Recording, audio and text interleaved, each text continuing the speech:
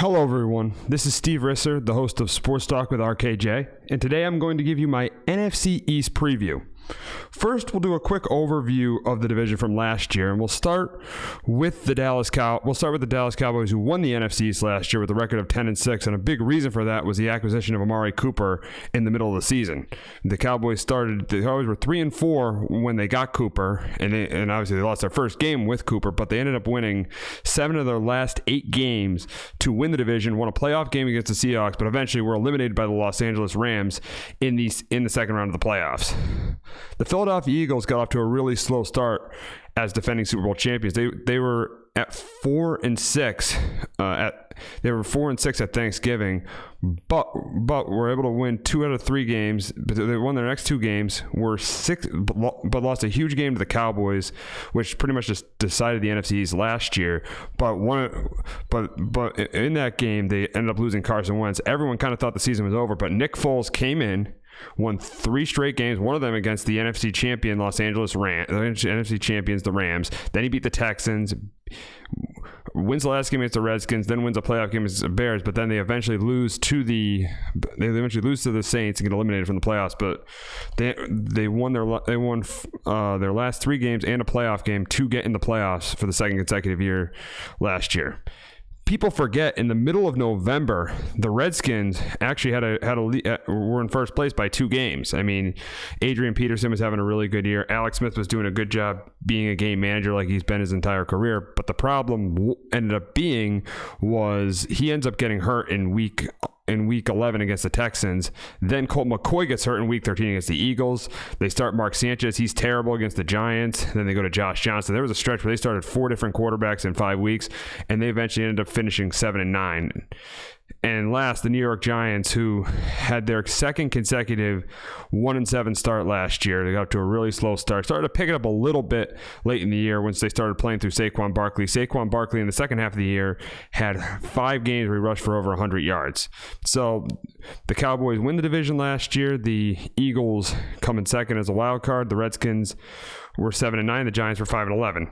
So going into this year, we'll start with the Eagles, who I think if Carson Wentz stays healthy, they will win the NFC East. I mean, I think that if he can get back to form like he was in 2017, I mean, when he was an MVP candidate, I think he's definitely the best quarterback in this division. I think this roster is good enough for the Eagles for the Eagles to win this division. I mean, I think if he stays healthy, and that's a big if. I mean, 2017 he tore his ACL. He was out with an ACL injury. He missed the end of he didn't finish the year. He tore his ACL against the Rams. 2018 he was out with a back injury. So it's going to be very interesting to see what happens this year. I mean, I think if he stays healthy, I think they definitely win the division, because when he's healthy, he's a top 10 quarterback in the league. The run game, which really struggled last year, finished 28th in the NFL. The Eagles were 28th in the NFL in rushing yards, but I think the addition of Jordan Howard, trading for Jordan Howard, they only had to give up a 6th round pick for him, and drafting Miles Sanders in the 2nd round. That's definitely going to improve the Eagles' running game. I think another big something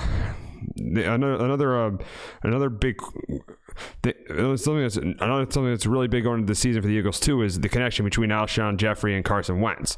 As we saw last year, when in the 10 games Alshon Jeffrey played, he only had 542 receiving yards with Carson Wentz as his quarterback. But when Nick Foles was his quarterback, in only 5 games, that's half that time, he had 446 receiving yards. So I think something that's really big is Carson Wentz needs to learn how to use Alshon Jeffrey. And the way Alshon Jeffrey is, he's not a guy who gets a lot of separation, but he definitely competes for jump balls. It's kind of like when he's covered, he's open. So that's big for Carson Wentz to be able to get him the ball, because this was a connection when they signed in 2017, which people thought was going to be a lethal connection. It hasn't lived up to the hype yet, but if him and Alshon Jeffrey could get on the same page, this offense could be really, really good, because obviously we got the other receivers. The Eagles brought Deshaun Jackson back. They got Nelson Aguilar, and obviously Zach Ertz, one of the best tight ends in the league. One of the biggest question marks, though, for the Eagles is going to be their left tackle position. Jason Peters is their starting left tackle, and he's going on. He's in his late 30s right now. There's a big reason why the Eagles drafted Andre Dillard in the first round, and don't be surprised if Jason Peters struggles and Andre Dillard gets inserted into left tackle, because they cannot afford to get Carson Wentz hurt this year. I mean, the last 2 years they've had the luxury of having Nick Foles. They don't have that luxury this year. They have Nate Sudfeld, and that's going to be a really, really, really big loss. This will be by far, if they lose Carson Wentz this year, it will definitely hurt their team in the worst way. You look at the rest of the line. The rest of the offensive line is really good for the Eagles. I mean, they got Jason Kelsey, Brandon Brooks, and Lane Johnson.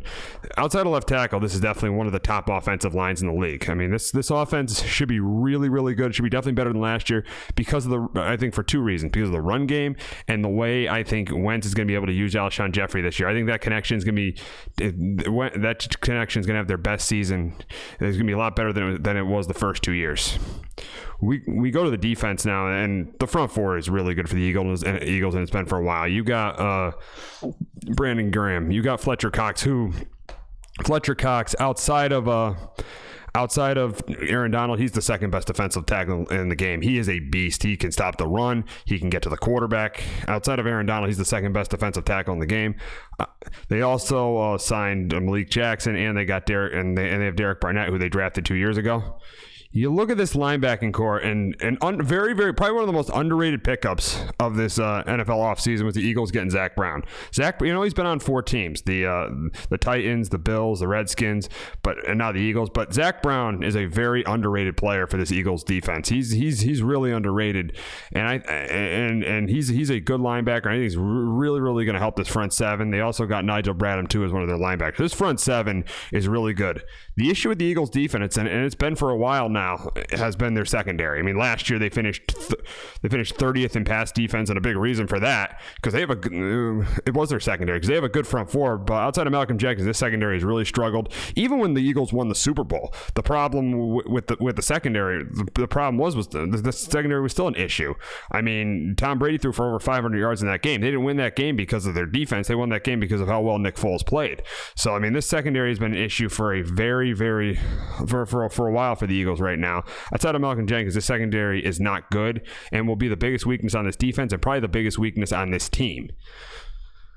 So looking at this team this year, I mean, as I said, if Carson Wentz stays healthy, this team should win the NFC East. I mean, I think they have enough weapons on offense. I think they're good enough on defense. I think this roster is good enough. And you look at the coach. They have the best coach in the division, Doug Peterson. Since Doug Peterson has taken over, he won a Super Bowl, and last year he got the Eagles back into the playoffs. So I think that if Carson Wentz stays healthy, and that's a big if, it's a big if, I get it, because he has not finished the last 2 seasons. I think the Eagles are going to win the NFC East, and I think they win the NFC East at 11-5.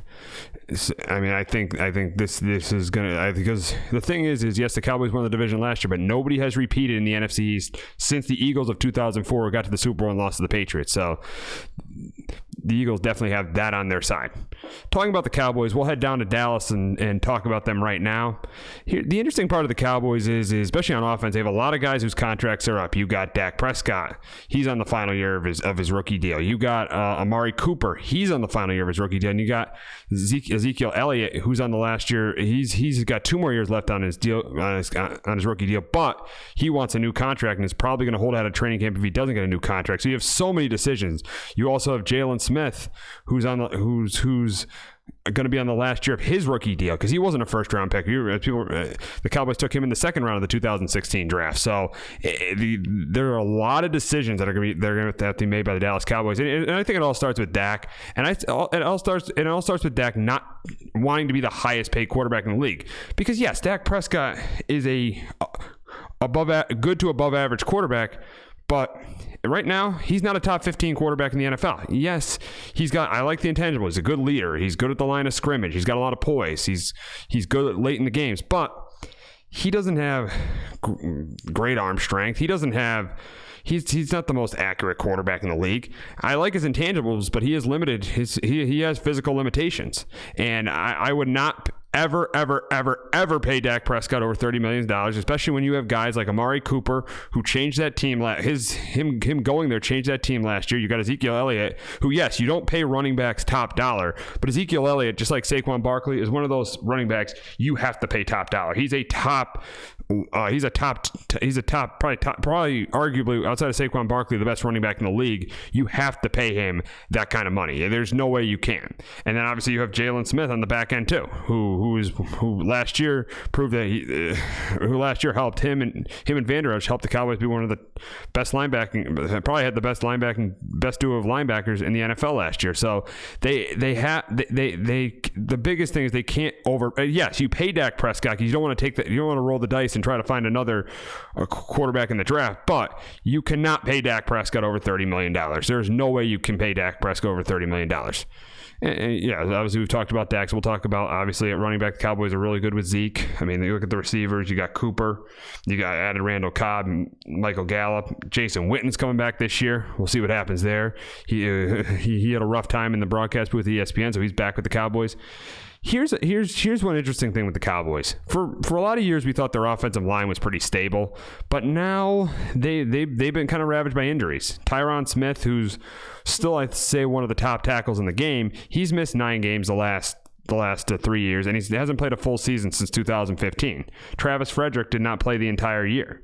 So, and like Zach Martin is one of the best guards in the league, and Lyle Collins and Connor Williams are okay. So this offensive line isn't as good as it was back in 2016. It's starting to wear down a little bit, and I think that definitely could hurt the Cowboys' offense a little bit. I mean, you have a quarterback who's good, not great, and an offensive line that has issues staying healthy. That definitely could hurt the Cowboys' offense going forward.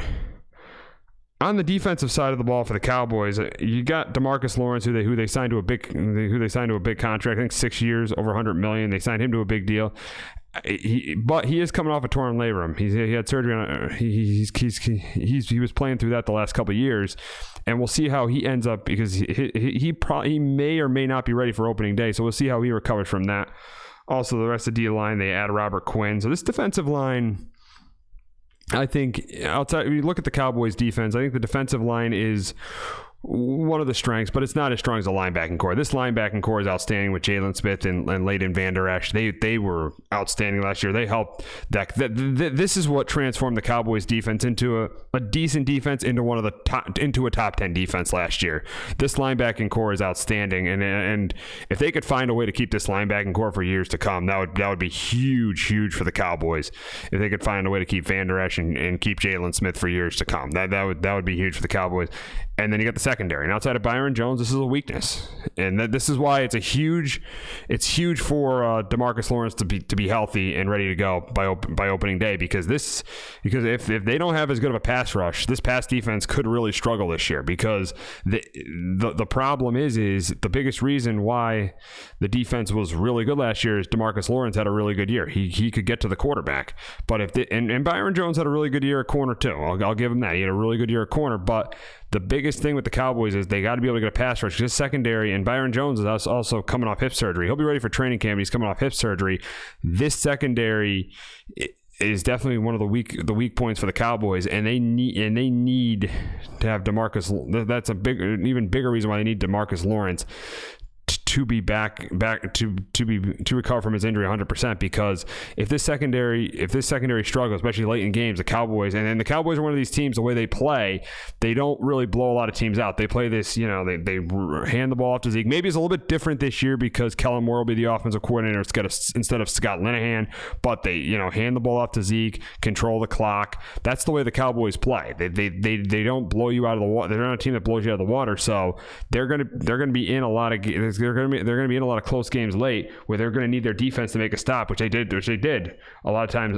They were able to do last year. They were able to either defense. The big reason they went 10-6 either defense was able to make a big stop, or Dak was able to drive them down the field for the game winning touchdown or field goal. So I think that Lawrence being healthy and covering up for a secondary that has struggled at times is going to be big for the Cowboys.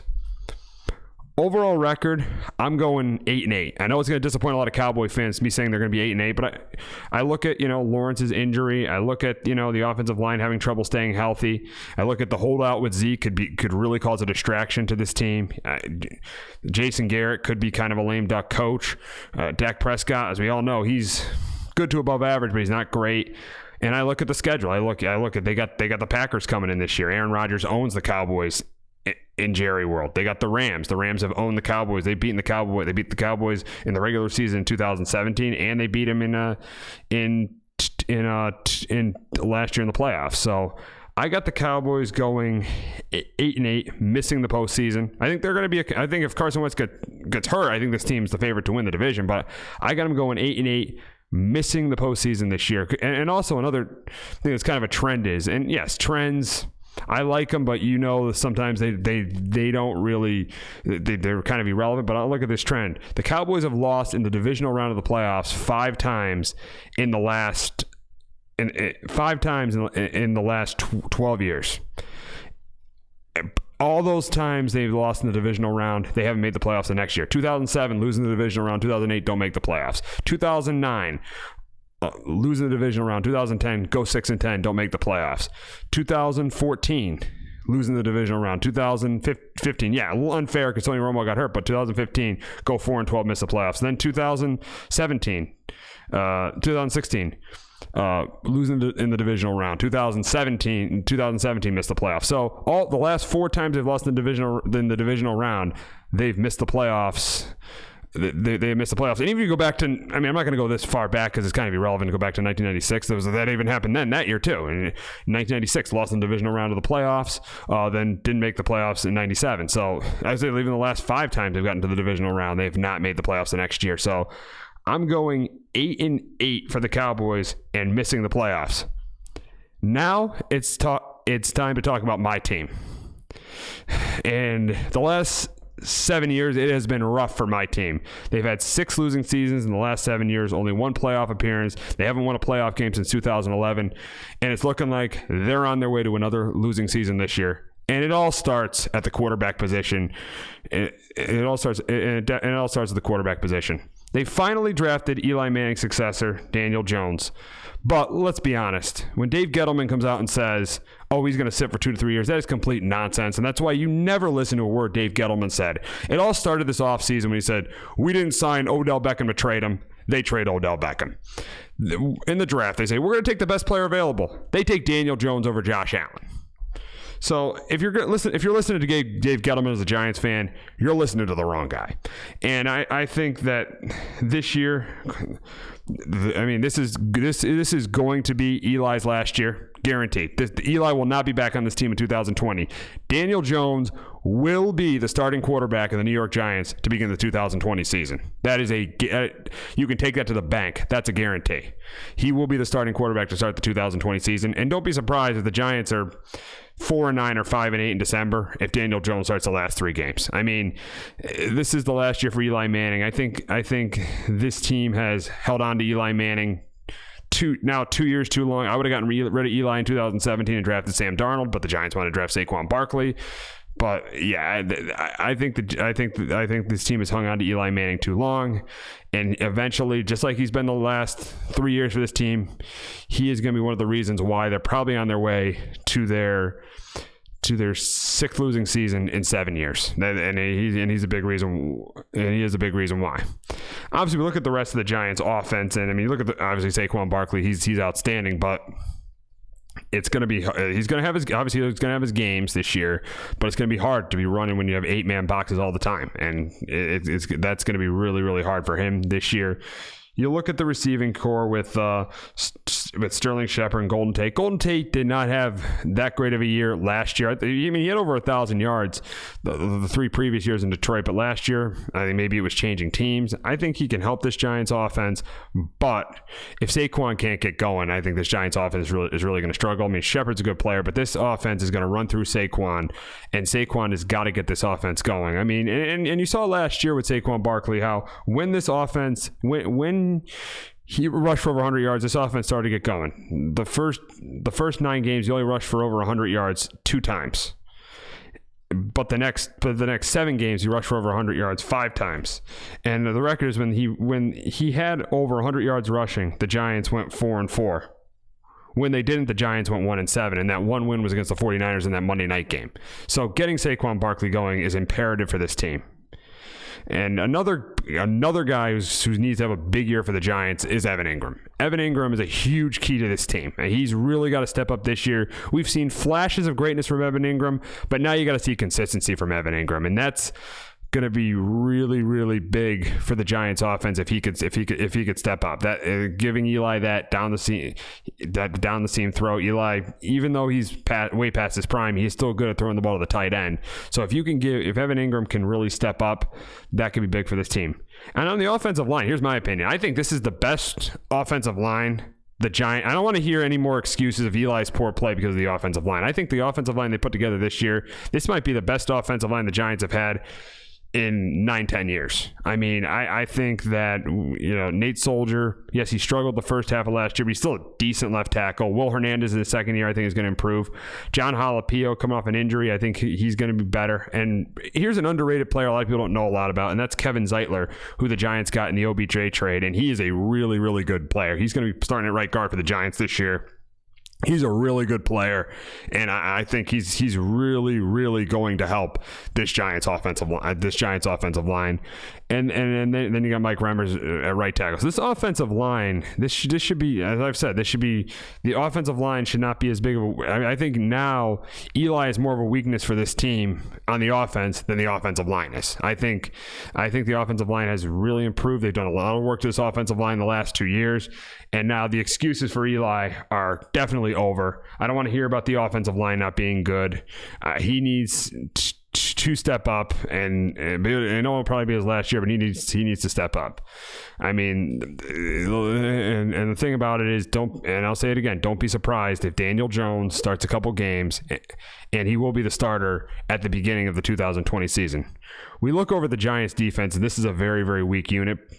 But they have some young players that if they could step up, could help this unit. I mean, you got on the defensive line, you got young guys like B.J. Hill and Dalvin Tomlinson and Dexter Lawrence. I mean, B.J. Hill showed some flashes last year at that really big game against the Bears. I mean, Dexter Lawrence is a good run stuffer. They pretty much drafted a lesser version of Snacks with their 17th pick. I mean, if you look at, the pick they could have gotten Daniel Jones with, and they could have taken Josh Allen with, which they needed a pass rusher. They end up taking Daniel Jones and taking a lesser version of Snacks Harrison with that 17th pick.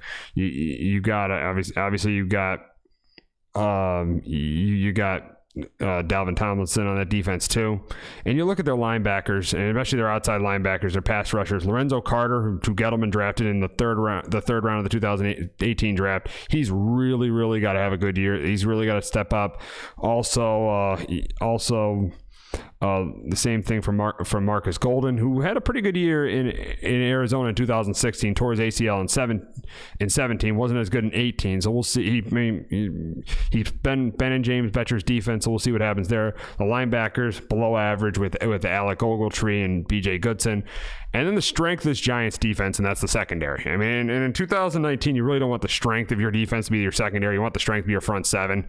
The Giants have one of the worst front sevens in the league, but their secondary is okay. Obviously, they got Janoris Jenkins, Sam Beal. They drafted De'Aaron Baker. They got Jabril Peppers in the Odell Beckham trade. And ironically, he's going to wear number 21, the same number as Landon Collins and the same number as Kenny Phillips. And then obviously you got Antoine Bethea there too, who's a veteran who played in James Betcher's defense. So what I think the Giants are going to do this year, I think they're going to go 6-10. I think this offense will be decent when Saquon Barkley has a really good game. I think Eli off play action is not as bad. I think that the offensive line will be able to protect him more this year. I think their offense won't be that bad when Barkley gets going. But when Barkley doesn't get going, I think it's really going to struggle. I think Eli is not going to be. He's not a quarterback anymore that can carry a team without a good running game. I think he's really going to struggle if they cannot get Saquon Barkley going. I think that's what's going to happen for the Giants. The problem is why I think they're a 6-win team, a 6-10 team, is you don't trust the quarterback and you can't trust the defense. This defense really, especially getting to the quarterback. This team is going to, I think, have a lot of problems getting to the quarterback. They really don't have a pass rusher that has really had. I mean, Marcus Golden's had success, but not long-term success in this league. Lorenzo Carter, I showed a little bit of flashes, but he has not shown that he could be a dominant player yet. I mean, BJ Hill, the same thing. So the lack of a pass rush is really going to hurt this defense, and this defense could be one of the worst units in the league. I mean, if this team didn't have Saquon Barkley, they probably would have like 2 or 3 wins, but I'm going to go 6-10 for the Giants, and really the big reason why I say 6-10 is I don't trust the quarterback and I don't trust the defense. That's why I got the Giants going 6-10. So we're going to wrap it up heading down to Washington, where this is another team where quarterback is a big question mark. And the different opinion with me is what I think they're going to do and what I think they should do. First, we'll say what I think First, I'll talk about what I think they should do, and I think they should start Dwayne Haskins right away. I think they're completely wasting their time with Case Keenum. Why start a below-average quarterback that you know? You look at your first 3 games in your schedule. You got in Philly, Dallas, and Chicago, and you're probably going to start 0-3 playing those games. So why would you waste your time starting Case Keenum? But I could look at it, and they try to make the argument, Dwayne Haskins going to lose his confidence. He's a first-round pick. Did Sam Darnold lose his confidence starting the entire year for the Jets last year? No. I don't think that Dwayne Haskins is going to lose his confidence. I don't want to hear that. I think that you start him from day one. But looking at the Redskins coaching staff's perspective, Jay Gruden's perspective, and he's on the hot seat, so he's probably going to want to know what he's getting at the quarterback position. So I think that's why I think they're going to start Case Keenum to start the year. For probably 2 or 3 games, they'll start 0-2 or 0-3 and go to Dwayne Haskins. But I think they're going to start Keenum because I think Jay Gruden wants to know what he has at quarterback first. And we look at their offense. I mean, you look at the running game, and I think this is going to be crucial for the Redskins. And it was crucial for them at the beginning of last season. A big reason why they won 6 of their first 9 games was because of the running game. They were able to get Adrian Peterson going. That running game was able to set up play action for Alex Smith, and they were able to win 6 of their first 9 games and be in first place by 2 games before Alex Smith got hurt. And I think the combination of Peterson and Darius Guice coming back, who tore his ACL last year, that running game is going to be so crucial. Because if you look at the Redskins skill guys, especially wide receivers, they might have the worst receiving core in the league, with Josh Dotson, who has been a complete bust, and Paul Richardson. I mean, that receiving core is probably one of the worst in the league. You also have Jordan Reed, who's shown some flash in the league, but he's also missed 17 games in the last 3 years, and you can't depend on Jordan Reed. So I think the biggest key to the Redskins offense this year is they got to get that running game going with Adrian Peterson and Darius Guice. That is a huge key for Washington's offense. Looking at their offensive line, when healthy, is pretty good. You got Brandon Sheriff, you got Trent Williams, but the problem is Trent Williams wants out, and he's also missed 13 games in the last 3 seasons and hasn't played a full season since 2013. And there's a lot of rumors that he wants to be traded. And I don't think he's on this team to start the season. I think he's eventually going to be traded. He wants out of Washington. And what are you going to do at left tackle? Play Eric Flowers? And we know as Giants fans how that worked. And with Eric Flowers, and he's starting right now at left guard for the Redskins right now. So I mean, this offensive line is probably, if Trent Williams is gone, is going to struggle too. So that's why this offense. That's why, yes, you don't want to throw Dwayne Haskins in there and lose his confidence. But with Case Keenum, this isn't like Minnesota for Case Keenum, where he had Adam Thielen, he had Stephon Diggs, he had Kyle Rudolph. He had a pretty good running game that year. Even a defense that's better than what Washington has this year. This is not Minnesota 2 years ago, and that's why if you're starting Case Keenum, you're wasting your time. Looking on their defense, I like their front four. Obviously Ryan Kerrigan's been a really good player in the league. He's been a really good player in this league for the Redskins. I like the 2 tackles that are from Alabama with Jonathan Allen and Daron Payne, and I also like their first round pick with Montez Sweat. I think the front four could be really good. I think, unfortunately, their linebacking core suffered a big loss when Reuben Foster tore his ACL. When Reuben Foster was lost for the entire season, touring his ACL in minicamp. That was a huge loss for the Redskins linebacking core. And I think that is the biggest weakness of that defense, that linebacking core. I mean, I think that that's going to be the biggest weakness of the defense. If you look at the secondary, they still got Josh Norman, and they added Landon Collins. And Landon Collins is a really is a pretty, I would say really good addition, but a pretty good addition because he could stop the run. He's a really, and as a Giants fan, I know he's a really good tackler. But the issue with Landon Collins is coverage. I mean, and you got to face one of the top tight ends in the league in Zach Ertz twice with the Eagles, and also you're going to have to face Evan Ingram with the Giants. So Landon Collins has really struggled in coverage, and I think that was a big reason why Dave Gettleman didn't sign, or the Giants didn't re-sign him, is because of how much he struggled in coverage for the Redskins. So what I think the Redskins are going to do this year, I'm saying last place 5-11, and this prediction I could be completely wrong about because Dwayne Haskins could start and have a great rookie, could start from day one, have a great rookie year, and the Redskins could end up going to the playoffs because you don't know what you're going to quarterback with Dwayne Haskins. You can get great quarterback play, you can get terrible quarterback play, but with Case Keenum, I just don't see this team. He's a below average quarterback, and I think they're going to win 5-6 games because they don't have the skill guys he had in Minnesota, and they don't have the defense to back that up either. So I think that this is a 5-11 team because I think they're going to start Case Keenum to start the year. And looking at their early season schedule, playing in Philly, playing Dallas, and playing Chicago on Monday night, I think this team starts, if they start Case Keenum, I think this team starts 0-3. And that's a hole in the NFL you really cannot get out of. Very few teams. I think the Texans last year were the only 0-3 team. They're the only team to start 0-3 and make the playoffs. So that's a hole that you're really not going to be able to get out of. And I think the Redskins are going to finish this season 5-11 in last place in the NFC East. And I think Jay Gruden gets fired after this season. So that's going to wrap it up for our NFC East preview. We'll be back tomorrow doing the NFC North preview. We'll be back tomorrow doing our NFC North preview. So I hope you guys, we will drop the NFC East preview around 5 o'clock on Facebook tonight. I hope you all listen and have a great day. And we'll be back for the NFC East, we'll be back for the NFC North preview tomorrow. Have a great day, everybody.